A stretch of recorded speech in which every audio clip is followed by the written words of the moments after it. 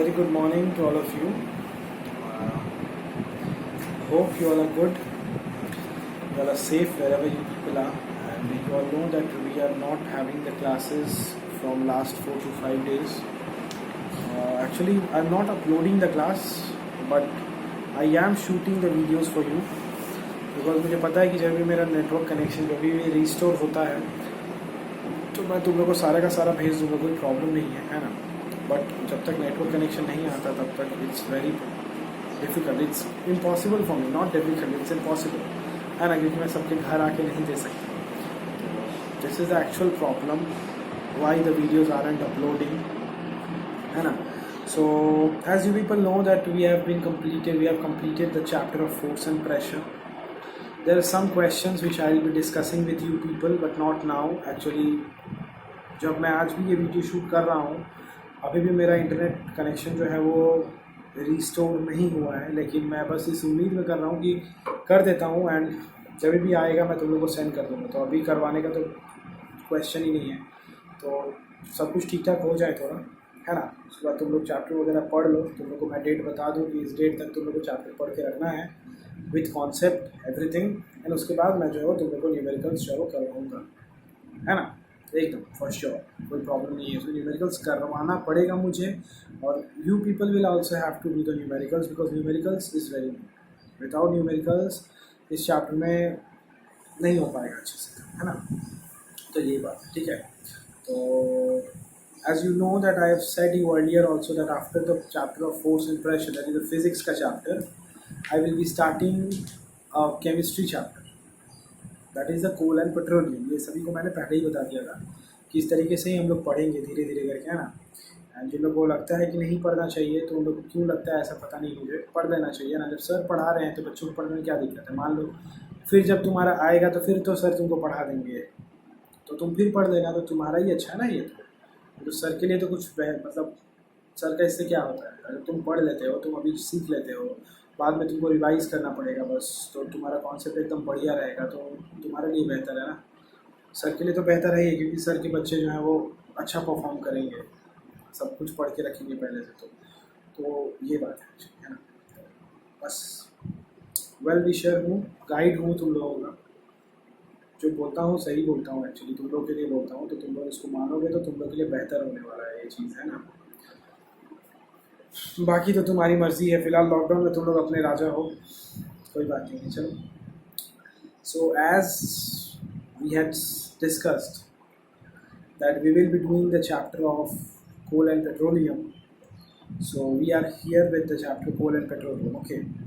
So before starting the chapter of coal, petroleum, diesel and all about the natural resources, I would like to ask you something. जैसे natural resource and man-made resource. We know about this because in geography we have read that there are three resources: natural resources, man-made resources, and one is human resource. वो सब geography है, छोड़ दो उसको.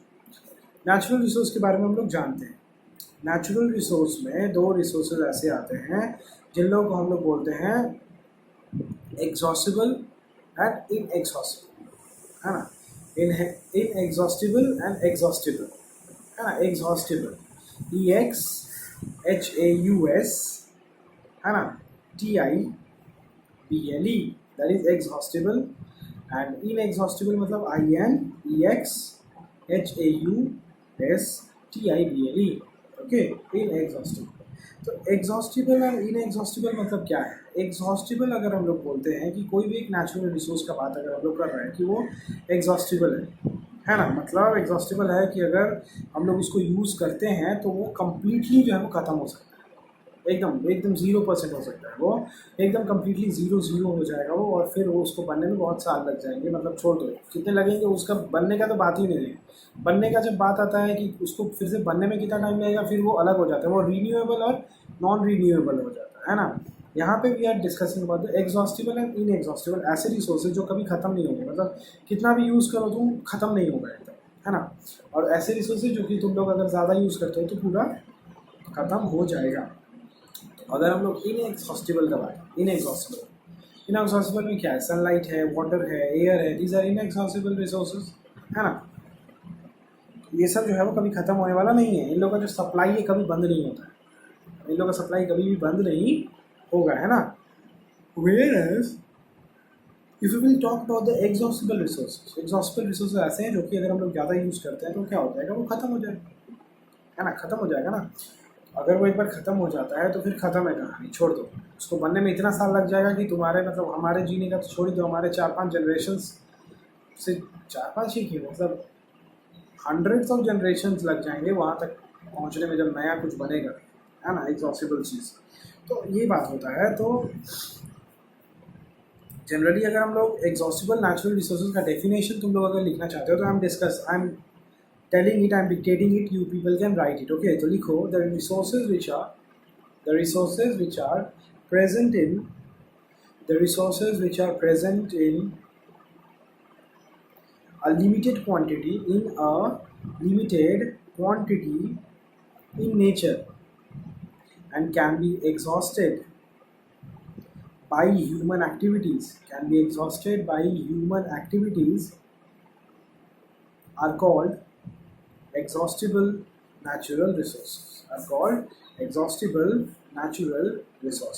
understood? इसमें कोई दिक्कत नहीं होना चाहिए, है ना, जो कोई प्रॉब्लम नहीं होगा तुम लोग को। चलो ठीक है, तो ये डेफिनेशन हो गया। जैसे एग्जांपल्स देख लो, कोल, पेट्रोलियम, एग्जांपल भी लिख सकते हो, coal, petroleum, natural gas, minerals, all this things, है ना, forest, wildlife, all this things. Okay, excuse me, in this chapter इतने सारे जो एग्जॉस्टिबल रिसोर्सेज हैं उसमें से हम लोग बस 2 एग्जॉस्टिबल रिसोर्सेज के बारे में बात करेंगे इस चैप्टर में, that is the coal and petroleum. This is a very important chapter, this is a very short chapter, this is a very interesting chapter also, है ना। तीनों ही बातें इसमें, छोटा है तो ज़्यादा मुसीबत नहीं है तुम लोग के लिए, इंटरेस्टिंग है, ये बहुत अच्छी बात है तुम लोग के लिए, है ना।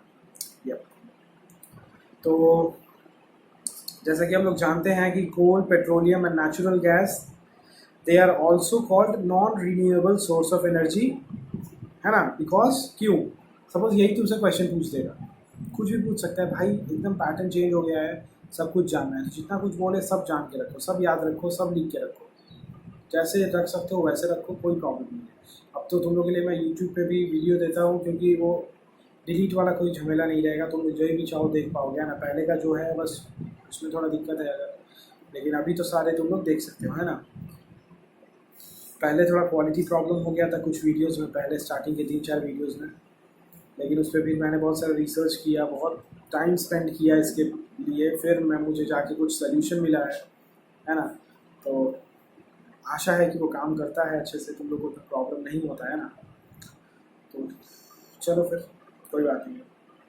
तो आई वॉज आस्किंग यू कि अगर तुम लोग से ये पूछे कि हम लोग कोल, पेट्रोलियम, नेचुरल गैस को हम लोग non renewable source of energy भी बोलते हैं, क्यों, है ना। तो इसका रीज़न क्या होगा, देखो, this is because when all the coal, petroleum, gas which is present under the earth will get used up, जब उसको हम लोग यूज़ कर लेंगे तो no more supply of the fuels will be available in the near future। तो near future में कोई भी सप्लाई नहीं रहेगा,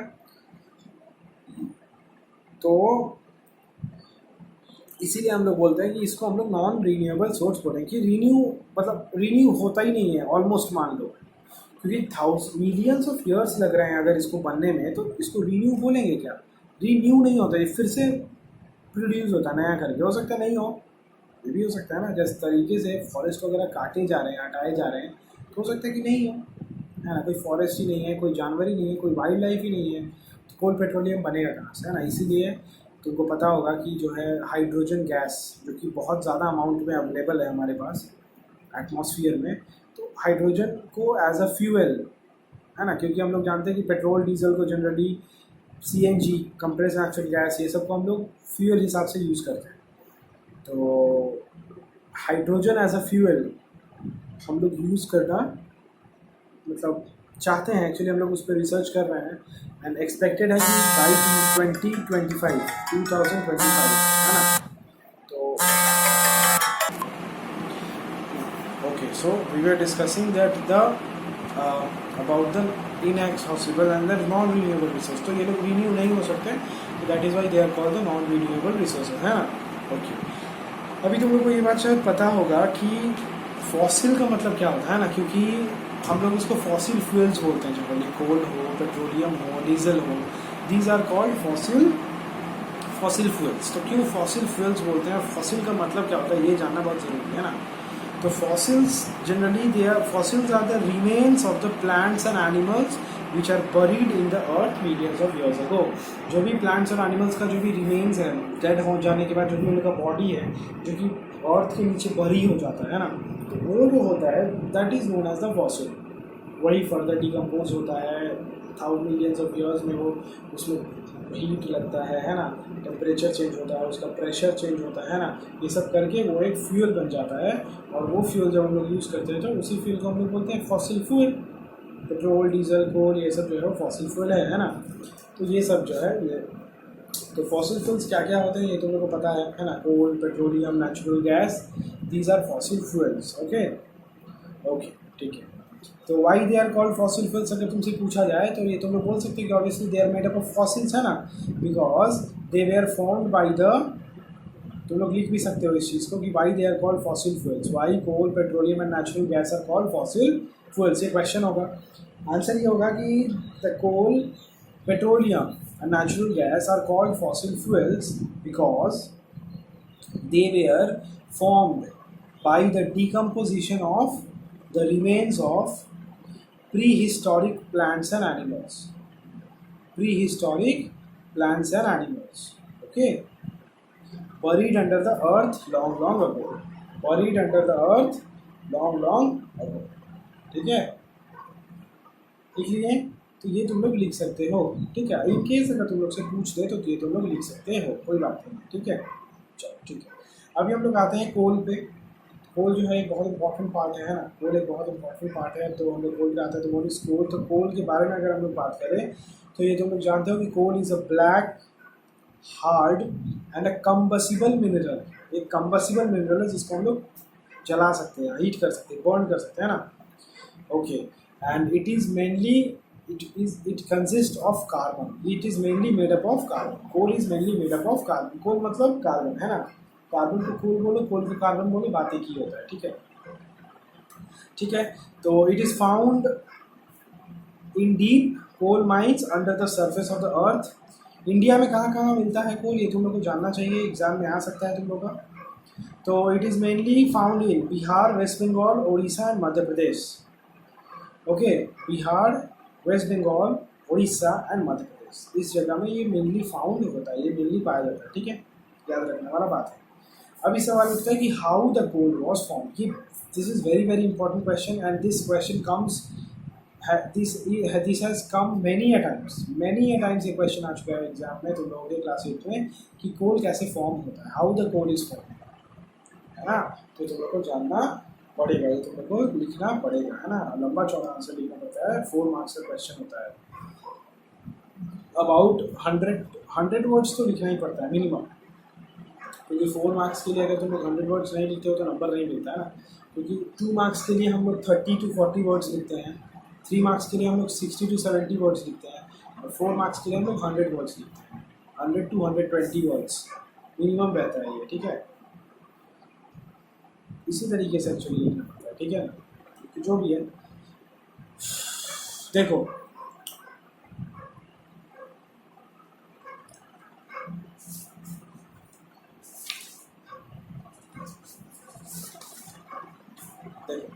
coal, how the coal was formed. Coal was formed by the decomposition of large land plants and trees buried under the earth about 300 million years ago. ठीक है, this happened as follows. कैसे coal form हुआ देखो, about 300 million years ago the earth had dense forest in the wetland areas. Wetland जो भी था वहाँ पे डेंस फॉरेस्ट था 300 मिलियन ईयर्स अगो। अभी due to the natural process like earthquake, volcano, flood, this forest were buried under the surface of the earth. Surface of the earth के अंदर bury हो गया। As more soil deposited over them they were compressed, उन लोगों के ऊपर pressure पड़ते गया। द टेम्परेचर ऑल्सो रोज, जैसे जैसे वो नीचे जाते जाएंगे हम लोग अर्थ के, टेम्परेचर बढ़ते जाएगा, तो जैसे जैसे उन लोग के ऊपर प्रेशर बढ़ते गया वो लोग डीप जाते गए, जैसे जैसे डीप जाते गए वैसे वैसे टेम्परेचर बढ़ते गया। अच्छा, due to the high pressure and the high temperature inside the earth, in the absence of air, the wood of the forest plant slowly converted into coal। जो भी वुड वगैरह था, है ना, जो वुड्स थे, वुड्स प्लांट वगैरह के, वो स्लोली जो है वो किस में कन्वर्ट हो गए, वो कन्वर्ट हो गए कोल में। ठीक है, और इसी प्रोसेस को, है ना, the process, the slow process by which the dead plants buried deep under the earth become a coal is called carbonization.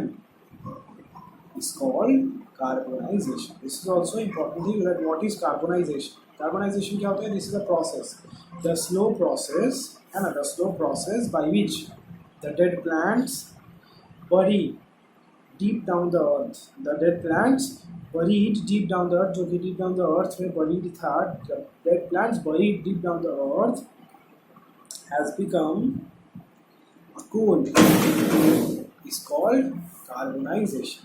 Understood? So this is about the coal, है ना, तो coal कैसे फॉर्म होता है समझ में आ गया, कार्बोनाइजेशन समझ में आ गया। Next is coal is a source of energy. हम लोग को पता है कोल से हम लोग को एनर्जी मिलता है ना, कौन सा एनर्जी मिलता है, हीट एनर्जी मिलता है ना, हीट एनर्जी मिलता है ना, तो हम लोग कोल को बर्न करते हैं, तो है ना। ओके, अच्छा अब देखो ये बहुत इंपॉर्टेंट है, एक रिएक्शन है, write down the reaction that the carbon plus oxygen, carbon means क्या, coal, when it is being heated, heated means in the presence of oxygen, तो write the reaction carbon plus oxygen gives, means arrow, gives carbon dioxide plus heat. Okay, अब ये जो heat मिल रहा है इसको तो हम लोग यूज़ कर लिए, और कार्बन डाइऑक्साइड एक गैस मिल रहा है। अपार्ट फ्रॉम दिस और भी बहुत कुछ जो है, जब हम लोग कोल को स्ट्रांगली हीट करेंगे, है ना, स्ट्रांगली हीट मीन्स जब coal is heated in the absence of air, जब in the presence of air में हीट करेंगे तब तो कार्बन डाइऑक्साइड प्लस हीट देगा, ठीक है, लेकिन when the coal is heated in the absence of air, तब कोल जो है वो हीट करने से तीन प्रोडक्ट मिलको मिलता है। ये तीन प्रोडक्ट बहुत इंपॉर्टेंट प्रोडक्ट्स होते हैं, ठीक है। फर्स्ट इज तुम्हारा कोल गैस, सेकेंड इज तुम्हारा कोल टार, एंड थर्ड इज तुम्हारा कोक। कोल गैस, कोल टार, कोक, ये तीन चीज़ है जो हम लोग को हीट करने से मिलता है। किसको हीट करने से मिलता है, कोल को हीट करने से मिलता है। कब हीट करते हैं, इन द एब्सेंस ऑफ ऑक्सीजन, जो हम लोग हीट करते हैं तब। समझ में आया? ओके। कोल का यूजेस तुमको पता ही है, कोल का यूज जनरली इलेक्ट्रिसिटी जनरेट करने में होता है, पावर प्लांट्स में होता है ना, ये एक इम्पॉर्टेंट फ्यूल है ना, it is used as a fuel in home, in industries, है ना, ये सब है। It is use to make coke and it is use as a source of organic chemicals. इसमें से कोई भी तीन चार पॉइंट तुम लोग अपने कॉपी में लिख लो, कोई प्रॉब्लम नहीं है, ठीक है। अच्छा, अभी आते हैं इंपॉर्टेंट चीज़ पे, जो सबसे ज़्यादा इंपॉर्टेंट है उस पर आते हैं, that the products of coal when the coal is heated in the absence of air. When coal is strongly heated in the absence of air, then three important products are form, that is the coal gas, coal tar and coke, ठीक है। Okay, ठीक है, ठीक है। इसका actually दूसरा नाम भी होता है, जो हम लोग बोल रहे हैं strong heating of coal in the absence of air, है ना। इसका second, oh my goodness, charge is about to, the phone is about to dead. Okay, we'll be discussing the products in the next class. Okay, that's all for today. Bye, have a good day.